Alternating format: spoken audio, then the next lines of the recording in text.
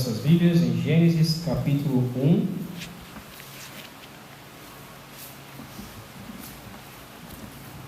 Gênesis capítulo 1. Explicando novamente, nós iremos começar essa série de mensagens de Gênesis 1 até o capítulo 12, ok? Então não vamos ver todo o livro de Gênesis, mas vamos estudar apenas a primeira parte, digamos assim, visto que a gente precisa talvez olhar um pouco mais para as bases da nossa fé e estudarmos aquilo que inicia então aquilo que nós cremos. Então Gênesis capítulo 1 vai nos mostrar justamente o começo de tudo, o começo da nossa fé, o começo daquilo que nós cremos. Existe um teólogo que disse que se nós tirarmos Gênesis da Bíblia, todo o restante dela não vai fazer sentido. Então Gênesis é essencial para a gente entender de onde nós fomos criados, por que fomos criados e como nós podemos então adorar ao Senhor e quem é este Deus a quem nós podemos adorar. Eu quero ler então primeiramente o versículo 1, e aí a gente, à medida que for estudando a palavra, à medida que a gente for vendo, a gente vai até o 25, tá bom? A gente vai lendo a seguir, ok? Vamos ler então Gênesis 1, versículo 1, que diz assim: No princípio, Deus criou os céus e a terra. Vamos orar?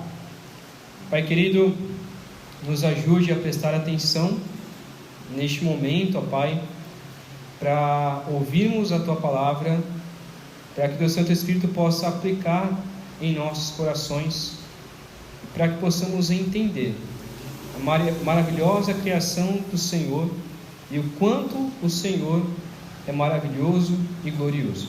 É que oramos em nome de Jesus. Amém. Para muitos, Gênesis é uma história fictícia, um conto de fadas, ou então uma forma como os judeus acharam para descrever como Deus criou o mundo.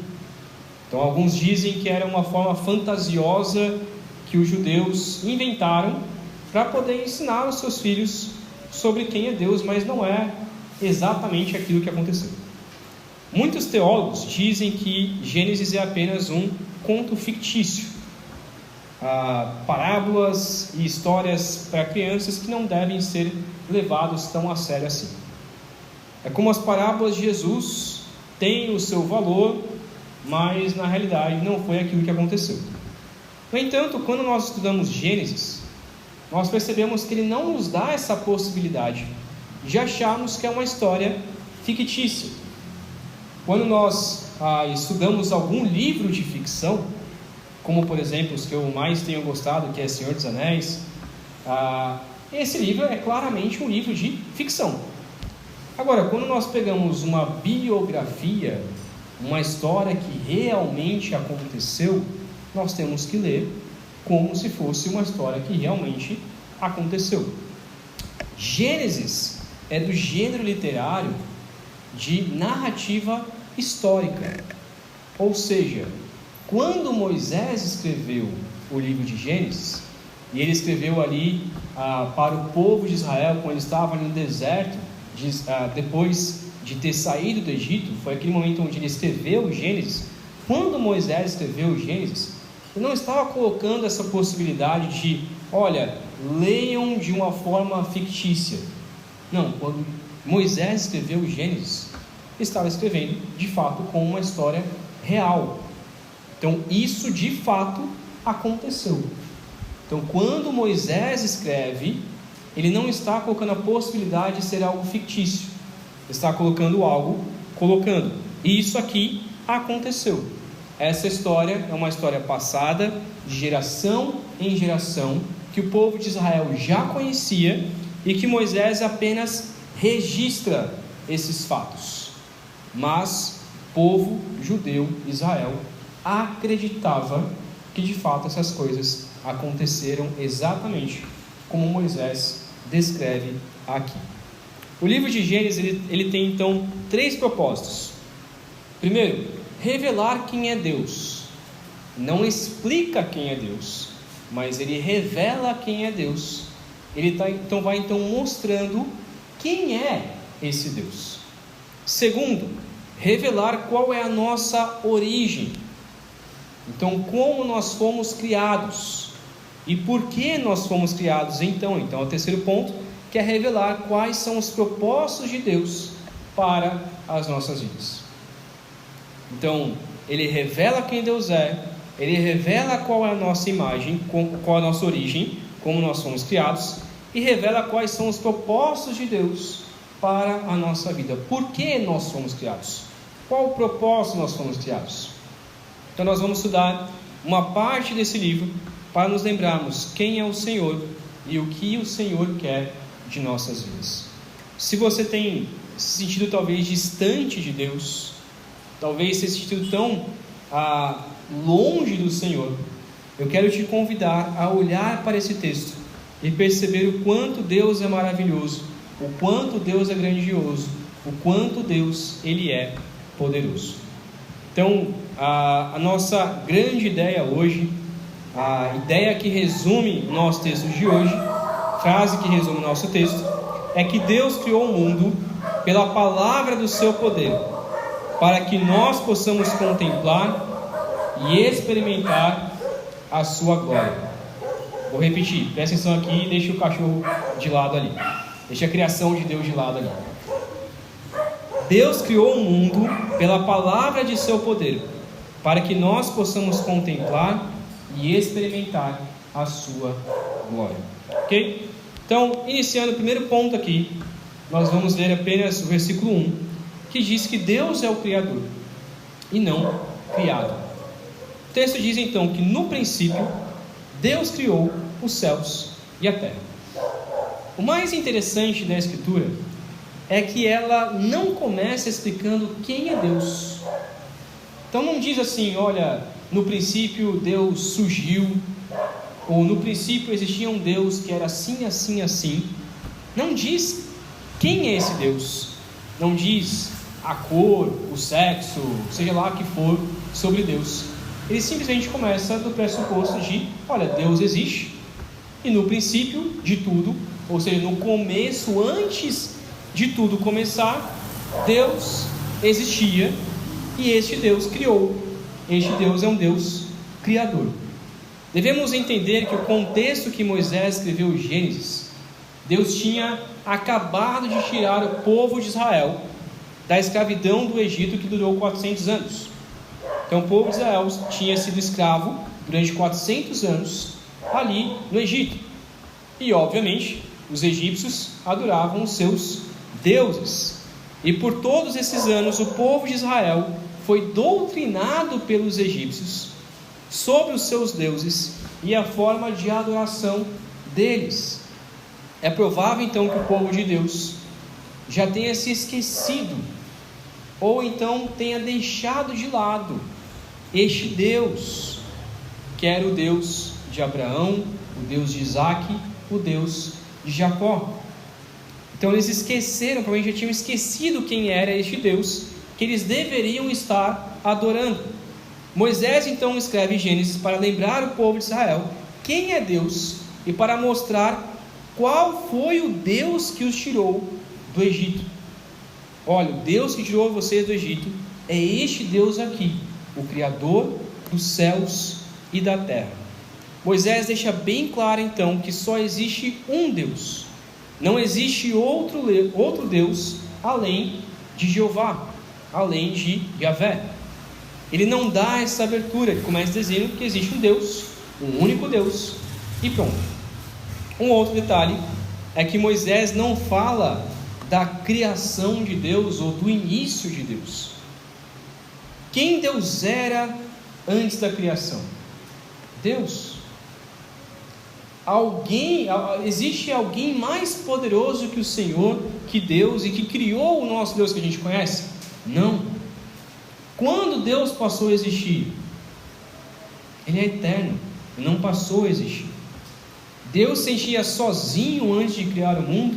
Ele precisava criar o universo, pois ele estava carente? Não. como a gente já viu hoje. Deus sempre existiu, Ele é eterno e antes da criação era e sempre foi eterno. Nós não podemos saber o que Deus fez antes de criar o mundo, pois a palavra de Deus não revela isso. Então, o que Deus fazia antes de criar o mundo? A gente não sabe. A gente simplesmente não sabe disso. Mas a gente sabe a partir do momento que a Bíblia nos revela, porque isso está acima da nossa compreensão. Deus não se sentia sozinho antes de criar o universo, pois Ele não precisava criar o universo. Ele é perfeito em si mesmo, não se sente carente, não tem necessidade de adoração humana. Ele é perfeito, não precisa de ninguém. Deus não precisa dos humanos, Deus não precisa da sua criação, Deus não precisa, como já falamos, Deus não precisa de você. Parece duro, mas é a realidade. Deus não precisa de nada e nem de ninguém, além de si mesmo. E ainda assim, por sua graça e misericórdia, Ele resolveu criar o universo com a sua própria palavra para revelar a sua glória a nós. Eu queria que você entendesse que desde antes do princípio, aqui eu vou falar algo que às vezes os reformados não gostam de falar tanto, né? Desde antes do princípio, Deus já sabia que você ia existir. Desde antes de Deus criar o mundo, Deus já tinha o propósito de criar você. Do jeito que você é, com o nome que você é, para que você pudesse o adorar. Segundo ponto, o que era a terra antes? Versículo 2 diz então: era a terra sem forma e vazia, trevas cobriam a face do abismo, e o Espírito de Deus se movia sobre a face das águas. Esse texto é bastante discutido, mas Deus começa então a revelar a sua criação. Diz que a terra então era sem forma e vazia, algo que é muito discutido entre os teólogos. De acordo com a palavra, os teólogos mais tradicionais e conservadores, que é o meu caso, entendem que a criação da terra, entendemos que a criação da terra é da seguinte perspectiva.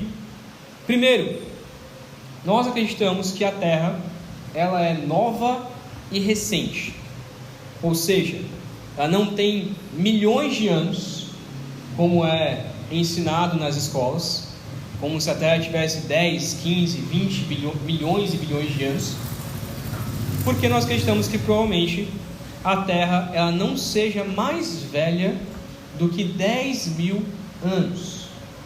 Então, desde que Deus criou a terra até o momento em que nós estamos aqui, não passou mais de 10 mil anos, ok? É isso que nós acreditamos. Segundo, acreditamos que Deus criou a terra a partir do nada. É uma frase em latim chamada ex nihilo, que é a ideia de que Deus ele criou a partir do nada. Não existia nada antes de Deus começar a criar o mundo, porque tudo era sem forma e vazio. A ideia então de ser forma e vazio é que não existia nada. Tudo era um espaço vazio e sem forma alguma, ok? E terceiro, nós acreditamos que Deus criou a terra em 6 dias literais, de 24 horas, ok? Quando Deus começou a sua criação, Ele determinou o tempo e então começou a criar. Deus então criou o mundo em literalmente 6 dias. Literalmente 6 dias foi o tempo que Deus criou. Alguns discutem dizendo que não, que na verdade essa palavra dia, ela pode significar tempos, pode significar pelo menos semanas ou meses, mas na realidade essa palavra dia, que no hebraico é ion, ela sempre significa dia literal de 24 horas. Então os judeus acreditavam que era dia aqui, e nós também devemos acreditar que são dias. Então quando ele apresenta lá, esse foi o primeiro dia, esse foi o segundo dia, esse foi o terceiro dia, devemos entender que são dias literais de 24 horas. E aqui nesse texto, versículo 2, nós vemos a primeira aparição do que nós chamamos de Espírito Santo. a segunda pessoa da Trindade, diz que ele pairava, ou seja, a terceira pessoa da Trindade, desculpa, diz que ele pairava ou percorria essa terra, esse espaço, esse universo que ainda não tinha forma e não era habitado. Então o Espírito Santo rodeava, pairava, vivia nesse então espaço que não tinha sido criado ainda. Ok? Por quanto tempo ele passou, a gente não sabe, mas a gente sabe que isso acontecia. Ok? Terceiro ponto. Então vimos sobre Deus, vimos que a terra era sem forma e vazia, e agora terceiro ponto, dos versículos 3 ao 13, a gente vai ver que Deus, ele formou a terra. Nós dividimos a criação nos 6 dias aqui, dividimos a criação do primeiro dia até o terceiro dia com a formação do universo e da terra. Então Deus formando as coisas. E do quarto dia até o sexto dia é Deus preenchendo essa terra. Então a ideia de que a terra era sem forma e vazia, do primeiro dia ao terceiro dia, Deus então forma a terra. E do quarto dia ao sexto dia, Deus então preenche, deixa essa terra deixar de ser vazia, então preenche essa terra. Vamos ver então, primeiro ponto, Deus formando a terra. O primeiro dia então, como é o primeiro dia? A luz e as trevas. Versículo 3 ao versículo 5, diz assim: disse Deus, haja luz, e houve luz. Deus viu que a luz era boa, e separou a luz das trevas. Deus chamou a luz dia, e as trevas chamou noite. Passaram-se tarde e manhã, este foi o primeiro dia. Deus começa então a criar a terra, e faz tudo por meio da sua palavra. Isso é interessante, um detalhe interessante. Versículo 3 começa dizendo: disse Deus. Deus forma então a terra, sem esforço. Deus trouxe tudo à existência, e tudo existe por meio da sua fala. Deus cria por meio da sua fala. Deus precisava falar para criar? Não. Mas Ele fala então para começar a criar a terra. Em João 1, nos revela que Jesus Cristo era essa palavra, e que por meio de Cristo Jesus todas as coisas foram criadas, como diz Colossenses. Ou seja, Jesus Cristo quem obedeceu essa palavra de Deus Pai e criou a humanidade. Então nós temos Deus falando, o Espírito Santo agindo, obedecendo o Pai, e o Espírito Santo pairando sobre a criação de Deus. A Trindade então criou, é o Criador dos céus e da terra. Deus primeiro então cria a luz e as trevas, ou seja, a luz além do sol e da lua. Deus não cria a lua e o sol aqui. Deus cria a luz e as trevas, o dia e a noite. Então ele constrói primeiro o tempo, e então separa a luz das trevas. E essa luz que Deus criou, ela não necessita de algo. Então mostrando que essa luz está além do sol. É uma criação de Deus além do sol. Alguns discutem aqui que foi a forma como Deus criou o bem e o mal, mas na realidade o que Deus está mostrando aqui é criando o tempo, que seria o dia e a noite, e criando uma luz que não necessita de algo para propagar essa luz, pois o próprio Deus propaga esta luz. Ele é a luz. Ok? Segundo dia, o céu, versículo 6 ao versículo 8, diz assim: depois disse Deus: haja entre as águas um firmamento que separe águas de águas. Então Deus fez o firmamento e separou as águas que ficam abaixo do firmamento das que ficam por cima. E assim foi. O firmamento Deus chamou o céu, passaram-se tarde e manhã, este foi o segundo dia. Então, depois de Deus criar o tempo, criar a luz, Deus então cria o céu. Deus então começa a trabalhar em si na terra e formar a terra então. Deus cria a atmosfera da terra, a gravidade. Esta água então que fica em cima é o que nós chamamos da atmosfera, é o que nós chamamos das nuvens então que ficam ali em cima, e a água de baixo é o que fica o firmamento. Então a atmosfera em cima e o firmamento da terra, Deus separa e vai criando então a forma que nós chamamos de terra. A terra é criada de uma forma que nós temos a atmosfera perfeita, a gravidade perfeita e o oxigênio perfeito para que a vida possa existir. Não existe nenhum outro planeta que a gente conheça que seja tão perfeito para que exista vida e para que o homem possa existir. Sei que alguns querem ir para Marte, mas eu não estou muito afim de ir para lá. Mas nem Marte eles estão tentando fazer um esforço gigantesco para ver se a gente consegue viver em Marte. Mas é impossível. A Terra é a criação perfeita de Deus para que possa existir vida. Terceiro dia, versículos 9 ao versículo 13, diz assim: E disse Deus: Ajuntem-se num só lugar as águas que estão debaixo do céu, e apareça a terra seca. E assim foi. A parte seca Deus chamou terra, e chamou mares ao conjunto das águas. E Deus viu que ficou bom. Então disse Deus: Cubram-se a terra de vegetação, plantas que deem sementes, e árvores cujos frutos produzam sementes de acordo com as suas espécies. E assim foi. A terra fez brotar a vegetação, plantas que dão sementes de acordo com as suas espécies, e árvores cujos frutos produzem sementes de acordo com as suas espécies. E Deus viu que ficou bom. Passaram-se a tarde e manhã, e este foi o terceiro dia. No terceiro dia, então, Deus começa a fazer as divisões da terra.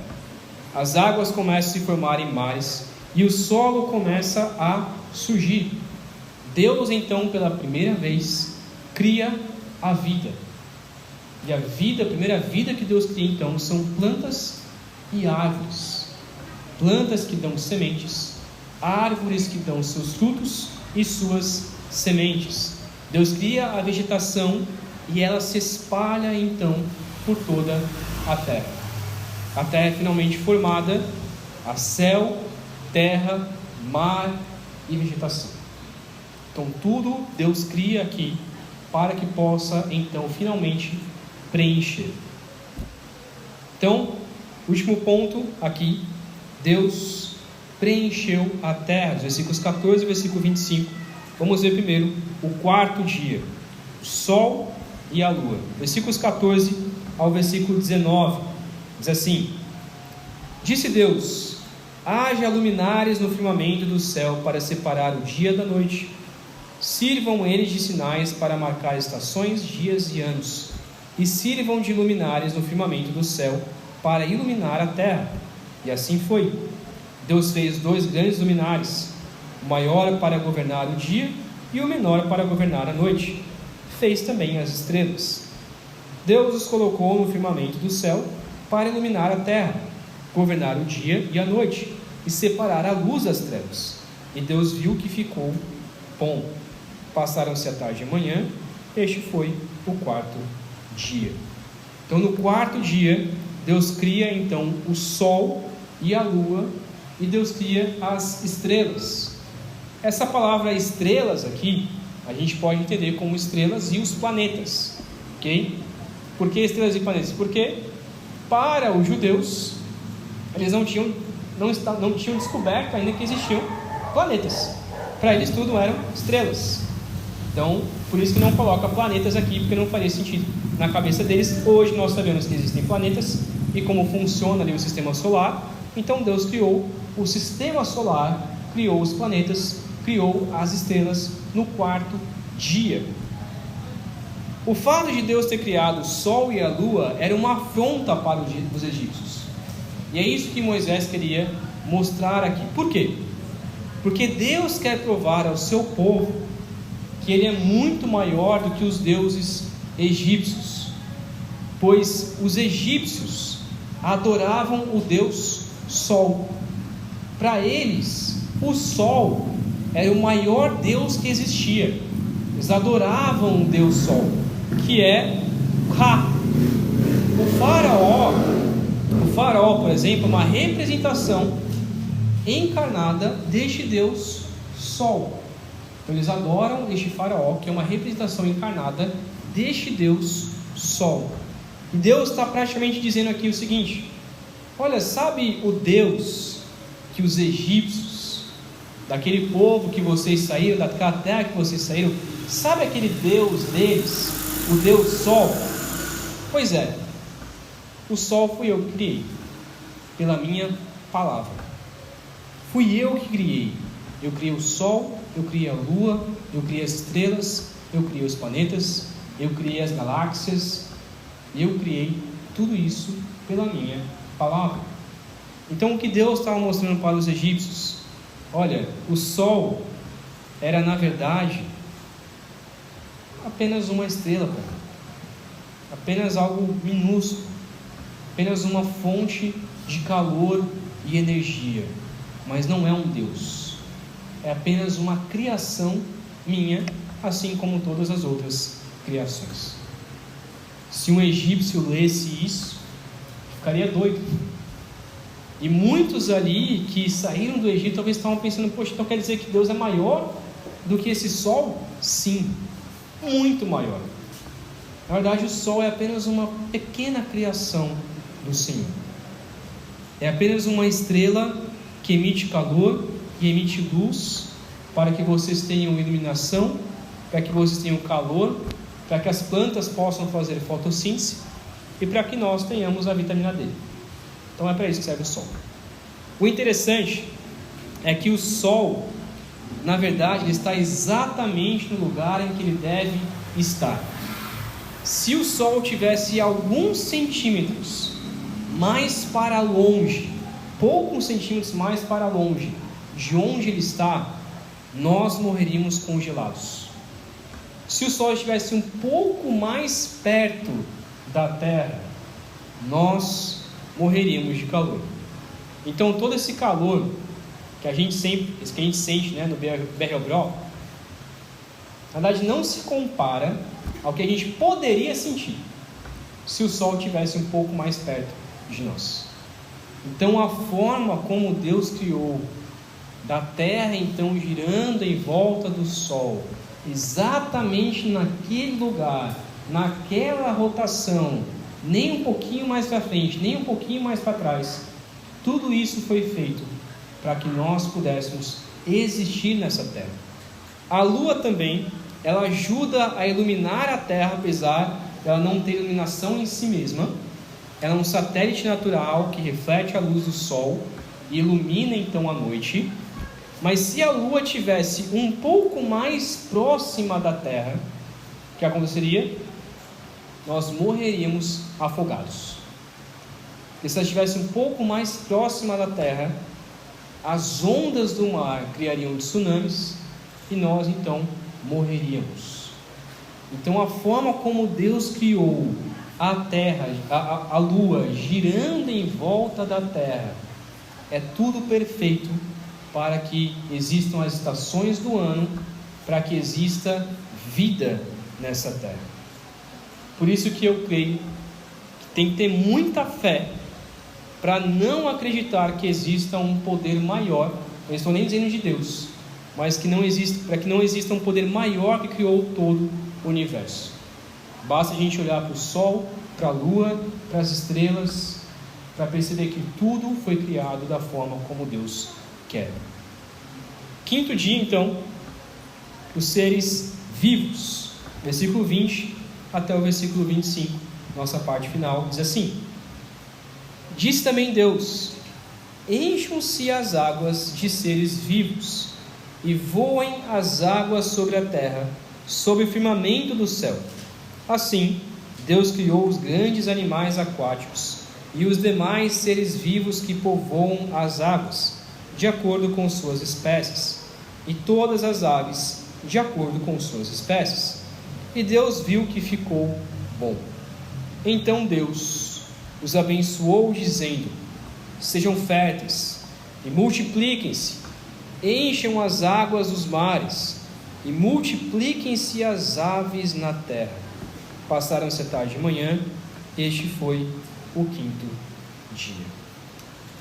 E disse Deus, versículo 24: produza a terra seres vivos de acordo com as suas espécies, rebanhos domésticos, animais selvagens e os demais seres vivos da terra, cada um de acordo com a sua espécie. E assim foi. Deus fez os animais selvagens de acordo com as suas espécies, os rebanhos domésticos de acordo com as suas espécies e os demais seres vivos da terra de acordo com as suas espécies. E Deus viu que ficou bom. Alguns detalhes aqui, então, nesse texto. Por fim, Deus cria os seres vivos para viverem na terra de acordo com as suas espécies. Essa palavra, essa frase é muito importante. Aves, animais, peixes, insetos, seres microscópicos e animais enormes, talvez dinossauros aqui. Eu acredito em dinossauros, então talvez Deus tenha criado dinossauros aqui. Todos esses animais Deus criou de acordo com as suas espécies. Deus criou animais para rebanhos, para que nós possamos criar animais domésticos e animais para o nosso rebanho, para que a gente possa alimentar desses animais, para que a gente possa cuidar desses animais, para que a gente possa procriar esses animais para a nossa alimentação. E criou animais selvagens. Criou também animais selvagens. Mas o mais importante aqui é essa frase: de acordo com as suas espécies. O que significa? Que a Bíblia não fala de evoluções, não fala de evolução de animais. A Bíblia não fala isso. Deixa claro que Deus já criou os animais de acordo com as suas espécies. Então, acreditar na evolução, você pode até acreditar, mas você vai ter que lidar com este texto, que diz claramente que Deus criou de acordo com as suas espécies. Não foi uma evolução, foi uma criação. E é claro que existem as microevoluções e a criação de novas espécies de acordo com o tempo, ou melhor, de novas raças de acordo com o tempo. Por exemplo, existem diferentes raças de cachorros que foram criadas de acordo com o tempo. Você pode ter um cachorro em casa, que na verdade é a sua raça, ou foi de um cruzamento entre tipos diferentes de raças, ou foi criado em laboratório. Foi criado em laboratório. A raça daquele cachorro foi criada em laboratório. Então, nós acreditamos sim que existem essas microevoluções.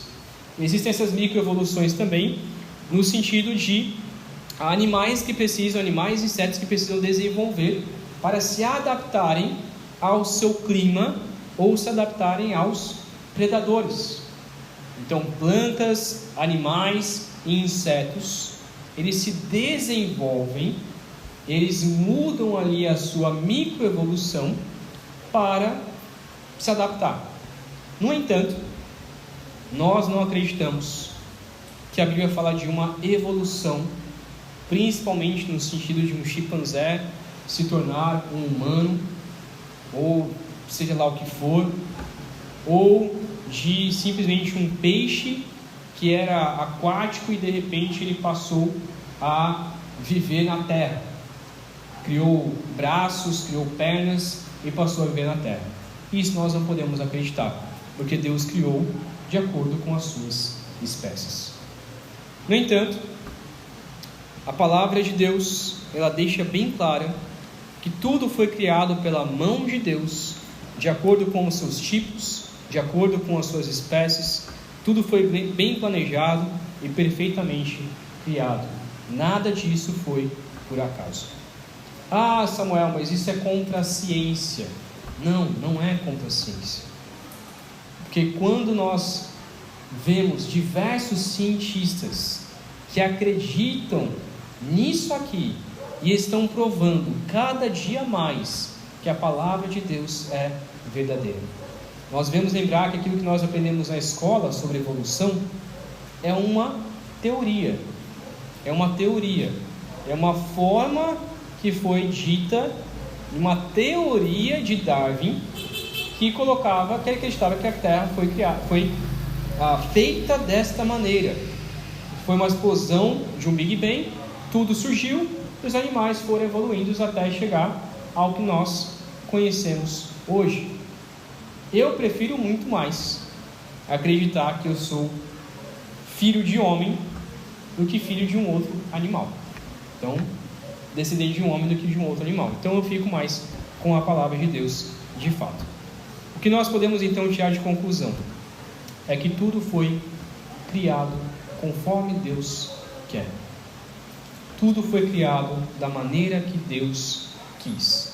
Se você reparou bem, por diversas vezes aqui, Deus, ele fala uma frase aqui. Moisés diz uma frase aqui sobre Deus. E Deus viu que ficou bom. E Deus viu que ficou bom. À medida que Deus ia criando as coisas, Ele via que as coisas de fato ficaram boas. É como se Deus então criasse as coisas durante o dia, chegando no final do dia, Deus então para e contempla a sua criação e percebe que tudo aquilo que Ele está criando é perfeitamente planejado. Tudo aquilo que Ele criou é bom. É bom. Nós vamos ver na semana que vem que depois que Deus cria o homem, Deus não só vê que ficou bom, mas Deus vê que ficou muito bom. Mas isso a gente deixa para a semana que vem. Quando nós contemplamos então a criação de Deus, nós podemos ver também que Deus é bom. Por fim, Deus criou o mundo pela palavra do seu poder, para que nós possamos contemplar e experimentar a sua glória.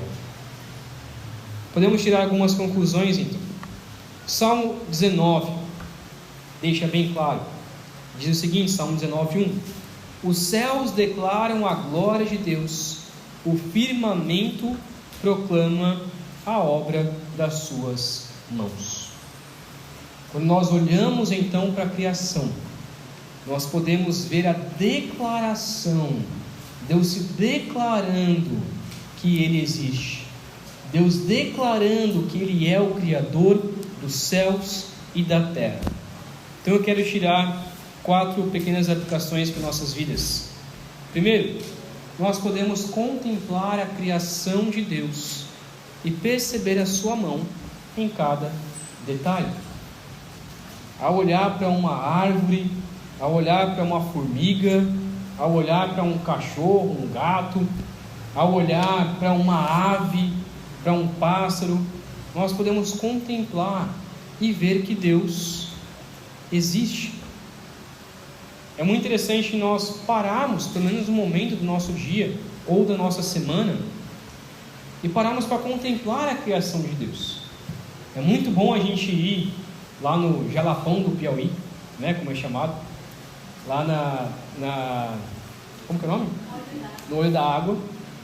É muito bom ir lá na Pedra da Espia. É muito bom ir em qualquer outro lugar, na cachoeira que eu ainda não fui, que eu ainda vou nessa cachoeira. Mas é muito bom nós irmos a esses lugares para contemplar a criação de Deus, para percebermos que existe um Deus. Nós não podemos adorar essas coisas, a criação, mas podemos adorar ao Senhor.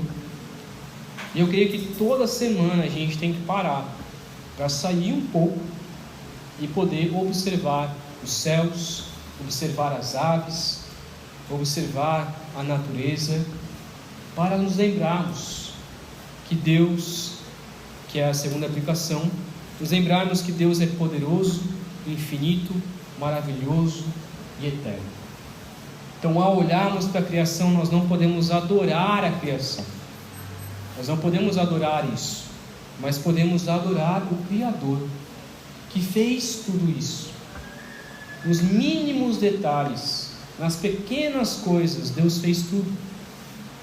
Terceiro, não importa o tamanho de cada animal, de cada ser vivo da criação, seja um átomo, uma formiga ou um elefante, nós podemos saber que tudo é importante para Deus. Jesus mesmo diz que as aves, os pardais, eles são importantes para o Senhor. São pequenas coisas e Deus cuida delas diariamente. Deus cuida dessas pequenas coisas todos os dias. Deus cuida da sua natureza e tudo é importante para o Senhor. Tudo é importante para o Senhor. Infelizmente, por causa do pecado, a natureza ela se tornou também corrompida. Nós corrompemos a natureza por causa do pecado. Então, por isso que as coisas morrem, por isso que há animais que sofrem. Mas Deus cuida, e o que nos ensina também que devemos cuidar da natureza do Senhor. Também nós devemos cuidar e amar a criação de Deus. E por fim, Deus ama pequenos seres como nós. Deus ama a sua criação e tudo o que nela existe, e ama ainda mais os seres humanos. Ama ainda mais eu e você. Então que possamos, nessa meditação dessa noite, nos lembrar que a criação de Deus ela é boa. Deus criou para ser boa. Deus é um Deus bondoso, é um Deus gracioso, é um Deus poderoso. Comece a estudar um pouco mais sobre os animais, sobre as formigas, sobre sei lá o que for. E você vai perceber que tudo foi criado de uma maneira que é impossível nós criarmos. Vai perceber o quanto Deus ele é poderoso, o quanto Deus ele é grandioso. Muitas vezes nós precisamos sair um pouco da nossa vida cotidiana, do nosso dia a dia, da nossa rotina e perceber quanto Deus é grandioso por ter criado este universo. Pare um tempo, olhe para o céu, contemple um pouco o céu. Olhe para o sol, vai ser meio difícil, né? Mas olhe para a lua, olhe para as estrelas, pegue ali um binóculo, um telescópio, sei lá o que for, mas comece a perceber o quanto Deus é grandioso. Vamos orar? Ó Pai querido, obrigado pela Tua palavra, que nos revela o quão maravilhoso o Senhor é. Ó Deus, muitas vezes nos sentimos tão afastados do Senhor, nos sentimos tão sozinhos neste universo, nos sentimos tão carentes, às vezes sentimos como se a nossa vida não tivesse propósito. Mas ó Pai, quando olhamos para esse texto de Gênesis, primeiros capítulos sobre a Tua palavra, o Senhor nos revela o quanto o Senhor é maravilhoso e grandioso. O Senhor nos revela o quanto o Senhor é poderoso. Ó Pai, que possamos crer que o Senhor não nos abandonou, não nos deixou sozinho neste mundo, mas o Senhor cuida de nós, assim como cuida da sua natureza. Pai querido, nos ajude diariamente a contemplar a sua criação, a perceber a sua mão em todas as coisas que o Senhor criou, perceber a sua mão em pequenas e grandes coisas, perceber na grandeza do seu poder, perceber também o quão fraco nós somos, mas quão poderoso o Senhor é. Nos ajude a ver essas verdades diariamente. Oramos em nome de Cristo Jesus. Amém.